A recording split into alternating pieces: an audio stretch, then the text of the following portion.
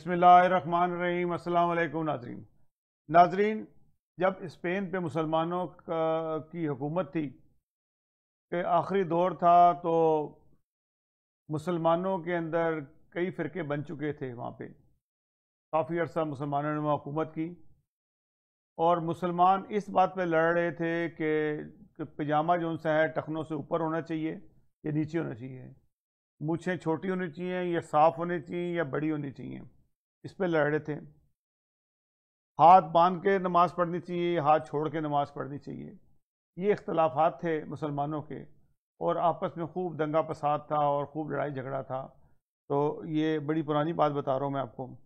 اس کو دیکھتے ہوئے کرسچنز نے جو پہلے مار کھا کے وہاں سے تتر بتر ہو گئے تھے، انہوں نے اپنی صفوں کو دوبارہ سے مضبوط کیا۔ مضبوط کرنے کے بعد انہوں نے تاریخی میں آتا ہے کہ ایسا حملہ کیا کہ مسلمانوں کو ہمیشہ کے لیے نیست و نابود کر دیا اسپین سے۔ اور جو قتل عام جس طرح سے ہوئے، تو آج بھی کہنے والے کہتے ہیں کہ اسپین میں دریائے دجلہ کے اندر سے خون کی بو آتی ہے، کہ اس طرح ذبح کیے گئے مسلمانوں کو جس کی کوئی حد نہیں۔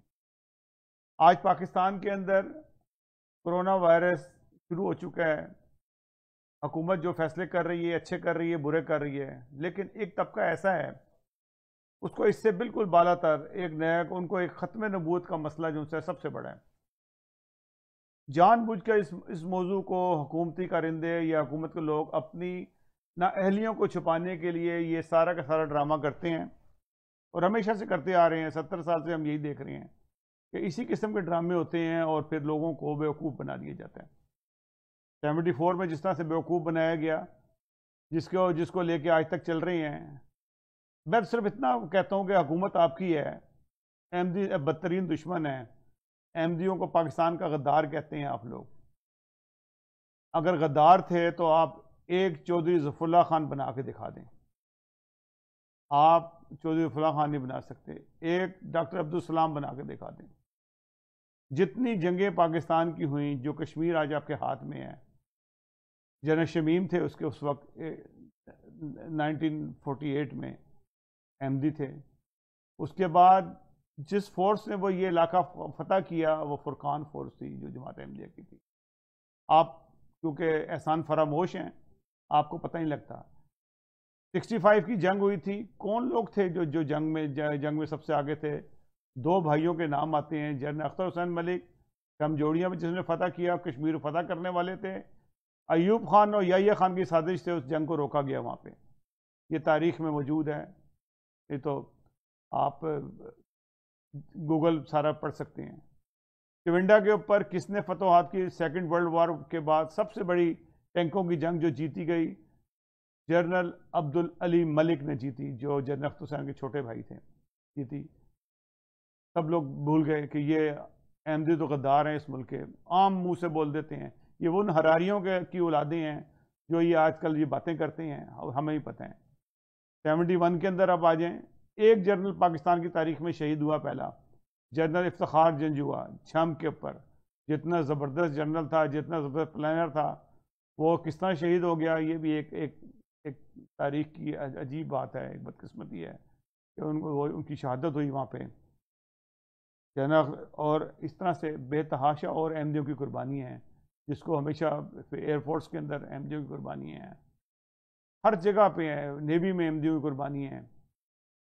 ڈاکٹر عبدالسلام ہیں، آپ ایک ڈاکٹر عبدالسلام ہی پیدا کر کے دکھا دیں، جس کو آپ بدقسمت لوگوں آپ نے ان کو ضائع کر دیا۔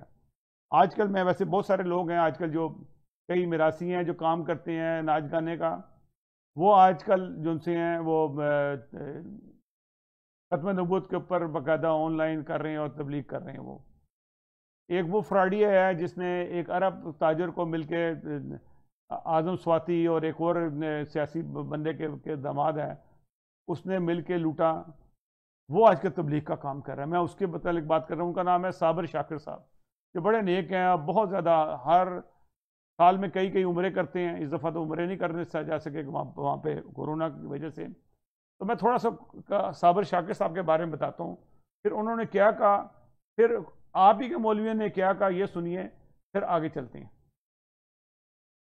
حسین فواد اسدجوانی کا کہنا ہے کہ ان کے ساتھ 4 کروڑ درہم کا فراڈ کیا گیا، جس کا مرکزی کردار پاکستان کا ایک وفاقی وزیر ہے۔ ان کا کہنا تھا وہ 3 مرتبہ وزیر اعظم عمران خان کو شکایت کر چکے ہیں، چیف جسٹس پاکستان انصاف دلائیں۔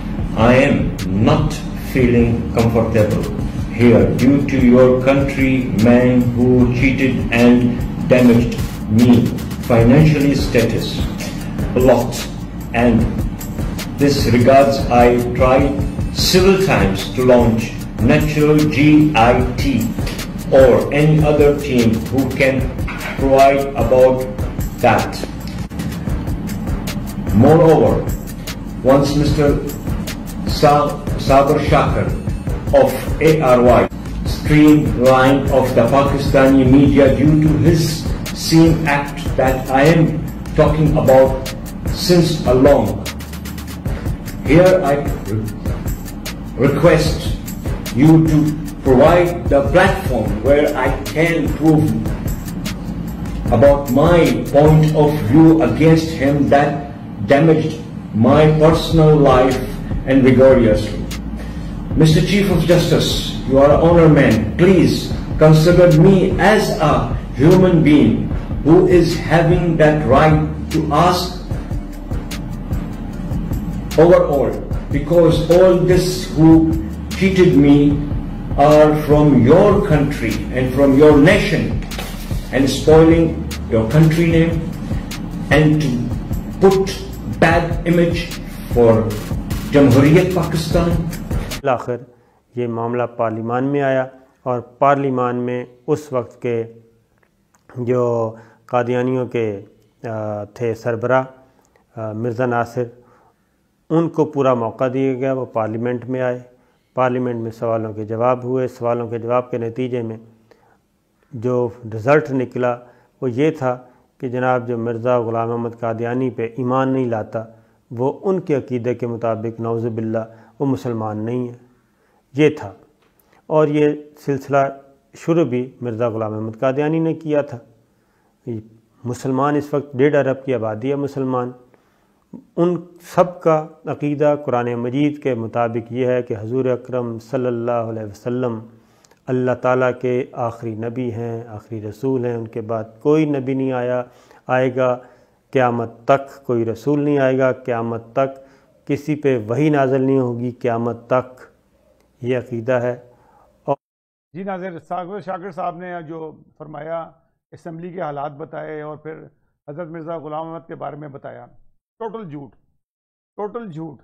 یہ جو نظریہ ہے نا، یہ آپ کا نظریہ ہے کہ جب آنے والا امام مہدی آئے گا اور یا مسیح موعود یا عیسیٰ علیہ السلام آئیں گے، جو ان کو نہیں مانے گا تو وہ کیا ہوگا، آپ خود اس کا فیصلہ کریں۔ اگر امام مہدی آپ کے مطابق آ جاتا ہے، جو اس کو نہیں مانتا وہ کون ہوگا، پہلے آپ اس کا خود جواب ڈھونڈیں۔ جو یہ کہہ رہے ہیں نا کہ مرزا غلام احمد نے کہا کہ آپ لوگوں نے خود ہی سوال کیا کہ آپ ہمیں کیا سمجھتے ہیں، بھئی جو آپ ہمیں سمجھتے ہیں وہی ہم آپ کو سمجھتے ہیں، یہ اس کا جواب ہے، اس کا جواب ہے۔ یہ چودھری فضل اللہ خان صاحب نے کہا تھا جسٹس منیر کی عدالت میں، جب وہاں پہ مسلمان کی تعریف کی گئی تو انہوں نے بہت سارے مولویوں کو بلایا اور پوچھا جو آپ بتائیں، ایک بھی مولوی نے ایک جیسی تعریف نہیں کی اور سب کے سب رہ گئے۔ تو پھر جب انہوں نے کسی نے کہا کہ چودھری فضل اللہ خان سے پوچھیں یہ ہمیں کافر، تو انہوں نے کہا جو آپ ہمیں سمجھتے ہیں وہی ہم آپ کو سمجھتے ہیں۔ تو اس کا یہ جواب تھا، یہ اس کا مطلب نہیں تھا کہ ہم آپ کو غیر مسلم سمجھتے ہیں۔ تو یہ ناظرین یہ بات تھی۔ اب آپ کے علماء کرام، یہ جسٹس صاحب ہیں جنہوں نے ختم نبوت کے بارے میں بتایا، پھر اس کے بعد مولوی اسحاق صاحب نے کیا کہا، یہ بھی ذرا سنیے، پھر ہم آگے بات کریں گے آپ سے۔ Subscribe now. اب ختم نبوت میں اتنی محنت ہے کہ آیات پر آیات، احادیث پر احادیث، اور ہم نے ساری محنت کے بعد جب اپنی بات ان کے سامنے رکھتے ہیں تو وہ فوراً اچھا بتاؤ پھر اگر آپ کے بعد کوئی نبی نہیں تو عیسیٰ بن مریم نے آنا ہے یا نہیں؟ تو آپ اس کا جواب نہ دیں، کہیں گے جواب نہیں، اور دیں تو ٹاپک بدل گیا۔ تو اب حالات یہ ہیں کہ ختم نبوت کا ٹاپک زیادہ دیر نہیں چلے گا کہ پہلے شروع کریں گے کہ اللہ کے رسول اللہ علیہ السلام نے یار حدیث میں فرمایا نہیں تھا کہ ہر صدی میں اللہ تعالیٰ مجدد بھیجے گا، اس لیے 1400 سال میں آتے رہے. اس صدی کا مجدد کون ہے پھر اگر مرزا غلام احمد نہیں؟ ہر صدی میں مجدد آئے، حضور کا وعدہ تھا، اب مجدد کہاں ہے پھر صدی کا؟ ایسی بات تم مانتے ہو کہ رسول اللہ قبر میں دفن ہے، عیسیٰ علیہ السلام آسمان پر چڑھے ہوئے ہیں، یہ تو تم نے عیسائیوں کو موقع دے دیا اسلام کو ذلیل کرنے. مانڈی کہتا واقعی یار رسول اللہ کے مقابلے میں عیسیٰ علیہ السلام کو بڑھا دیا، پھر وہ موت مسیح کا قاہر ہو جاتا. پھر کہتے ہیں یہ کوئی بات ہے کہ پچھلی امتوں میں عورتوں پر بھی وہی آتی تھی، رسول اللہ کی امت میں کسی پر وہی نہیں آئے گی؟ یہ کوئی کمال ہے؟ یہ تو انعام ہی بند ہوگا کہ موسیٰ کی ماں کو وہی آئی، مریم کو آئی، حضور کی امت میں آئی. بھائی بچا سکتے ہیں، ورنہ کسی کے پاس جواب نہیں ان باتوں کا. وہ ذلیل کر دیتے ہیں کہ عورتیں پچھلی امتوں کی جو وہی آئے اور حضور کی امت کو وہی نہ آئے. کیا جواب ہے ان مولویوں کے پاس؟ یہی بات انہوں نے خواجہ ناظم الدین سے کہی تھی، بیچارے شرمندہ ہو. تحریک ختم نبوت چل رہی تھی، یہ ملے جا کے، انہوں نے کہا خواجہ صاحب درود شریف پڑھے نا. انہوں نے پڑھا، کہنے لگے کریں تر لیں. اے اللہ محمد اور ان کی آل پر رحمت کر جس طرح تو نے ابراہیم اور ان کی آل پر کی. کہنے لگے کیا ابراہیم اور اس کی آل پر رحمت کی؟ کہا نبی بنائے تھے. انہوں نے کہا اگر اس امت میں بننے ہی نبی، دعا کیوں کرتے ہو پھر کہ ابراہیم کی آل پر جو رحمت کی تھی وہ جب حضور کی آل پر ہونے ہی نہیں تو مانگتے کیوں؟ جواب ہی نہیں آیا. خواجہ صاحب بیچارے چپ ہو گئے. اور یہ جو کرتے ہیں نا طاہر قادری صاحب کراتے ہیں ختم نبوت دیوبندی، میں ایک قادیانی کو بلا دوں گا اگر یہ جواب دے گا میرا یہاں کافر. ان کے پلے کچھ نہیں. برا کہنا کیا کافر ہیں بے دین ہے یہ نہیں، علم سے جواب دو کہ جو وہ باتیں کہہ رہے ہیں اس کا حل کرو. جی ناظرین، میں آپ کو ایک اور چیز بتاتا ہوں. یہ میرے پاس ابھی اتفاق سے یہ ایک سوشل میڈیا سے یہ مجھے ایک چھوٹی سی ویڈیو ملی ہے جو ہارون رشید صاحب کی ہے. ہارون رشید صاحب وزارت خارجہ کے بارے میں بتا رہے ہیں کہ جو اپنے شاہ محمود قریشی کے بارے میں بتا رہے ہیں کہ ان کی وزارت کیسی چل رہی ہے، اور پھر انہوں نے جوزف اللہ خان صاحب کے لیے کیا کہا یہ بھی سن لیجئے، اور پھر اس طرح سے ہمارا یہ پروگرام کا اختتام ہو جائے گا. حالت اس کی تو کشمیر ذہنی طور پر انڈیا سے الگ ہو چکا ہے. ہمارا المیہ کیا ہے بھائی؟ کرونا اپنی جگہ پہ، کرونا سے پہلے بھی کوئی خاص بڑی مہم نہیں چلا رہے تھے. شاہ محمود کہاں کا وزیر خارجہ ہے جی؟ شاہ محمود بلدیات کا وزیر ہو سکتا ہے، شاہ محمود زراعت کا وزیر ہو سکتا ہے، وزیر خارجہ کیسا ہوتا ہے؟ جتنی بھی کامیابیاں اب تک ملی ہیں وہ قریشی صاحب کے پلڑے میں ڈالی جا رہی ہیں کہ انٹرنیشنلی ہمیں جو کامیابیاں ملی ڈال دینا ساری. مجھے کوئی اعتراض نہیں، ساری کامیابیاں ڈال دیں ان کے پلڑے میں، مگر وہ وزیر خارجہ ہیں ہی نہیں. بات یہ ہے وزیر خارجہ تھے سر ظفر اللہ خان. یہ ٹھیک ہے کہ آج کی صورت حال میں سر ظفر اللہ خان جیسے کسی شخص کو نہیں بنایا جاتا وزیر خارجہ. Subscribe now.